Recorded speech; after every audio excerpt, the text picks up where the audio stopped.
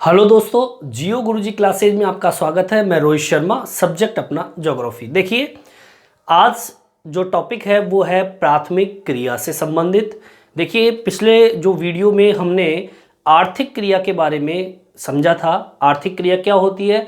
व्यक्ति जो पूरे दिन भर कार्य करता है और उससे जो आय प्राप्त होती है उसे हम आर्थिक क्रिया कहते हैं। और आर्थिक क्रिया को कुल 5 भागों में हमने बांटा था। और ये जो 5 भाग है, उन 5 भागों के नाम मैंने आपको बताए थे: प्राथमिक, द्वितीय, तृतीय, चतुर्थ और पंचम क्रिया। हम उन 5 क्रियाओं में से पहली क्रिया को हम पढ़ेंगे, प्राथमिक क्रिया। ठीक है, प्राथमिक क्रिया किसे कहते हैं? तो टॉपिक अपना होगा प्राथमिक क्रिया।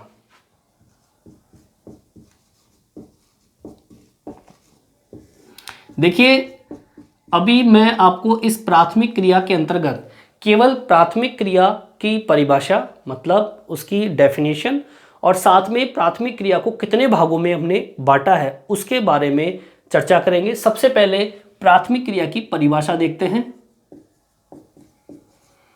प्राथमिक क्रिया, देखिए, आर्थिक क्रिया का पहला बिंदु व्यक्ति, मानव जीवन कह सकते हैं कि मानव का जो जीवन होता है वो पूर्ण रूप से पर्यावरण पर आधारित होता है।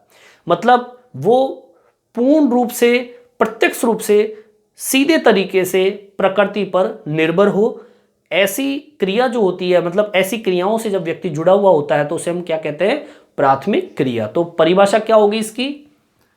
मानव जीवन का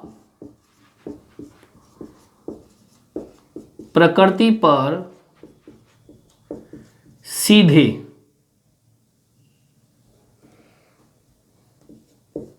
या प्रत्यक्ष रूप से निर्भर होना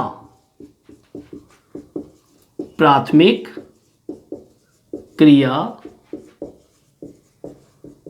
कहलाता है। मतलब वह क्रिया जिसमें व्यक्ति सीधे तरीके से किस पर आधारित हो? प्रकृति पर आधारित हो।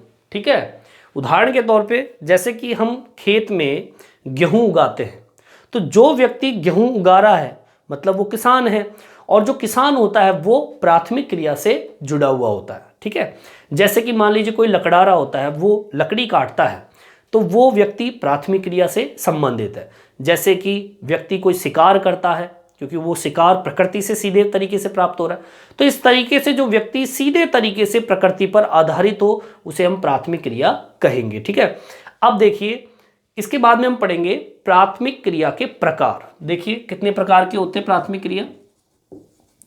प्राथमिक क्रिया के प्रकार, इसको थोड़ा गहराई से पढ़ेंगे, क्योंकि ये जितना भी जो भी हम पढ़ेंगे इस प्राथमिक क्रिया के अंदर, क्योंकि लेसन जो है, इस लेसन के अंदर पूरे प्राथमिक क्रियाओं के टॉपिक पर आधारित है ये लेसन। और जो 12वीं क्लास के अंदर कुछ भी पूछ सकता है, जैसे कि 12वीं क्लास में प्राथमिक क्रिया के प्रकारों के बारे में बताइए, या पूछ लिया जाए प्राथमिक क्रिया कौन कौन सी होती है उसके बारे में बताइए। तो कुल मिला के प्राथमिक क्रिया को 4 भागों में बांटा गया। कितने भागों में बांटा है? 4। इसमें डाल देता हूं, प्राथमिक क्रिया को 4 भागों में बांटा गया है। अब देखिए 4 भाग कौन से हैं प्राथमिक क्रिया के। सबसे पहले नंबर पे आता है आखेट। ठीक है, हम पढ़ेंगे इसके बारे में कि आखेट क्या होता है। आखेट मतलब शिकार होता है, वह भोजन संग्रहण। हम इस टॉपिक को लेंगे बाद में, अगले नेक्स्ट वीडियो जो आएंगे उसमें आखेट के बारे में आपको समझाऊंगा। इसमें टॉपिक होगा प्राथमिक क्रिया, और उसमें आखेट, शिकार और भोजन संग्रहण का वर्णन होगा। ठीक है, अभी केवल हम प्रकार के बारे में अध्ययन करेंगे। दूसरे नंबर पे आता है पशुचारण। जो पशुओं को चराया जाता है या पशुओं का व्यापार करते हैं, या पशुओं से जो प्राप्त वस्तुएं होती है, जो भी चीजें पशुओं से जो हमें मिलता है उसका किस तरीके से व्यापार होता है उसका अध्ययन इसके अंतर्गत करेंगे। पशुचारण को भी 2 भागों में बांटा है। एक चलवासी पशुचारण और दूसरा है वाणिज्य पशुधन पालन। ठीक है, मतलब पशुचारण को दो भागों में डिवाइड किया है। एक चलवासी जो घूमते फिरते अपने पशुओं को चराते हैं, ठीक है ना, और वाणिज्य मतलब जो पशुओं को पालते ही हैं व्यापार के लिए, उनसे दूध दही पनीर जो भी प्राप्त होता है उसका व्यापार करें। तो इस तरीके से जो इससे जुड़ा हुआ होता है, इन दोनों बिंदुओं से जो व्यक्ति जुड़ा हुआ होता है वो प्राथमिक क्रिया के अंतर्गत आता है। ठीक है, तीसरे नंबर पे आता है कृषि। जो भी व्यक्ति कृषि करता है वो प्राथमिक क्रिया के अंतर्गत आएगा। अब देखिए, कृषि भी कई तरह की होती है। कृषि कुल मिला के कम से कम 9 तरीके की किताब में दिया हुआ है, 9 भागों में कृषि को बांटा गया है। वो कौन कौन सी कृषि होती है देखते हैं। सबसे पहले कृषि, सबसे पहले आता है इसके अंदर निर्वाह कृषि। निर्वाह कृषि, अब देखिए निर्वाह कृषि का मतलब क्या होता है, जिसमें व्यक्ति अपने निर्वाह के लिए, अपने भरण पोषण के लिए, केवल भरण पोषण हो जाए उसके लिए जो कृषि करता है वो निर्वाह कृषि होता है। ठीक है ना, मतलब व्यापार नहीं होता, केवल अपने भरण पोषण के लिए। निर्वाह कृषि को भी 2 भागों में बांटा है। कितने भागों में बांटा है? 2। एक आदिम कालीन कृषि और दूसरा है गहन निर्वाह कृषि। ठीक है, इन 2 भागों के बारे में भी अध्ययन करेंगे बाद में, पहले वर्णन वो विभाजन देख लीजिए। ठीक है, दूसरे नंबर पे आता है निर्वाह कृषि के बाद में आता है रोपण कृषि। ठीक है, दूसरे नंबर की कौन सी कृषि होती है? रोपण कृषि। रोपण कृषि का मतलब होता है जिसमें पेड़ पौधों को रोपा जाता है और उगाया जाता है। जैसे कि चाय का नाम सुना होगा आप लोगों ने, चाय जो हम पीते हैं, चाय की जो फसल होती है उसमें रोपण कृषि के अंतर्गत आती है। ठीक है ना, रबड़, चाय, ठीक है ना, ये सब। इसके बाद में तीसरे नंबर की जो कृषि है वो कृषि है विस्तृत वाणिज्य अनाज कृषि। विस्तृत वाणिज्य अनाज कृषि। ठीक है, चौथे नंबर की जो कृषि आती है वो कृषि है मिश्रित कृषि। मिश्रित कृषि कौन सी होती है?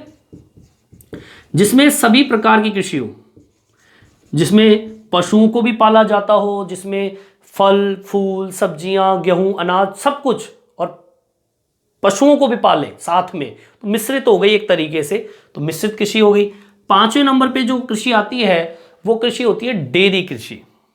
डेयरी तो आप सब जानते ही हैं, जो पशुओं का दूध निकाला जाता है, बेचा जाता है, वो डेयरी कृषि के अंतर्गत आता है। 6ठे नंबर पे जो कृषि आती है वो आती है भूमध्य सागरीय कृषि। भूमध्य सागरीय कृषि, अंगूर की फसल जो पैदा करते हैं, अंगूर जो उगाए जाते हैं, सबसे ज़्यादा खट्टेदार फसल यही भूमध्य सागरीय कृषि का ही भाग है। ठीक है ना। 7वें नंबर पे आता है आपके जो बाजार के लिए संबंधित जो सब्जी होती है, ठीक है ना, उद्यान कृषि, फल फूल, ठीक है ना, इस तरीके से जो कृषि करते हैं बाजार के लिए, बाजार के लिए सब्जी खेती व फल फूल कृषि। ठीक है। 8वें नंबर पे जो आता है उस कृषि का नाम है सहकारी कृषि। ठीक है ना, सहकारी कृषि। इसके अंदर भी मैं बताऊंगा आपको कि सहकारी कृषि कौन सी होती है। इसमें जो किसान जो लोग होते हैं वो एक समिति तैयार करते हैं उसके, और वो समिति इसलिए तैयार करते हैं कि बेनिफिट प्राप्त कर सके। ठीक है ना। इसके अलावा एक कृषि और है, उसका नाम है सामूहिक कृषि। इनका सबका वर्णन मैं आपको करके बताऊंगा। अभी केवल आपको मैं इसका प्रकार, किस तरीके से इसका विभाजन होता है आपकी प्राथमिक क्रिया का। टोटल आपको मैंने कितने बताए? पहला आखेट, दूसरा पशुचारण, तीसरा कृषि। आखेट व भोजन संग्रहण, पशुचारण जिसके 2 भाग है, चलवासी और वाणिज्य, और कृषि जो है जिसमें कुल मिला के 9 कृषियां होती है, निर्वाह कृषि, रोपण कृषि। निर्वाह कृषि को भी 2 भागों में बांटा है, आदिम कालीन कृषि और गहन निर्वाह कृषि। दूसरे नंबर पे आता है रोपण कृषि, तीसरे नंबर पे आता है विस्तृत वाणिज्य अनाज कृषि। विस्तृत का मतलब होता है बहुत बड़े स्तर पर, वाणिज्य मतलब व्यापार करना अनाज का, ठीक है।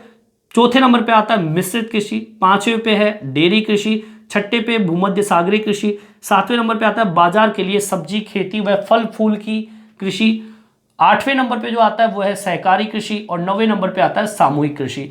तो ये कृषि के प्रकार हो गए जो कि प्राथमिक क्रिया से जुड़े हुए। और एक आखिर में जो आता है वो है खनन, ठीक है। खनन के अंदर, खनन आप जानते हैं खनन क्या होता है, इसमें जमीन को खोद कर चाहे वो पत्थर निकाले, चाहे तेल निकाले, चाहे कुछ भी निकाले, वो खनन क्रिया कहलाती है। और खनन की कुछ विधियां होती है, इसके बारे में अध्ययन करेंगे। तो टोटल मिला के प्राथमिक क्रिया जिसमें व्यक्ति प्रकृति से सीधा संपर्क साधे हो, प्रकृति के प्रत्यक्ष संपर्क में हो, ठीक है, जिसके अंतर्गत इन 4 भागों के अंदर हमने इस प्राथमिक क्रिया को बांटा है। नेक्स्ट वीडियो के अंदर मैं आपको बताऊंगा कि प्राथमिक क्रिया का जो आखेट और भोजन संग्रहण है वो किस प्रकार से व्यक्ति करता है, आखेट कैसे करता है, भोजन संग्रहण का काम कैसे करता है, तो वो अगले वीडियो में आपको मैं एक्सप्लेन करके बताऊंगा। इस वीडियो में इतना ही, धन्यवाद।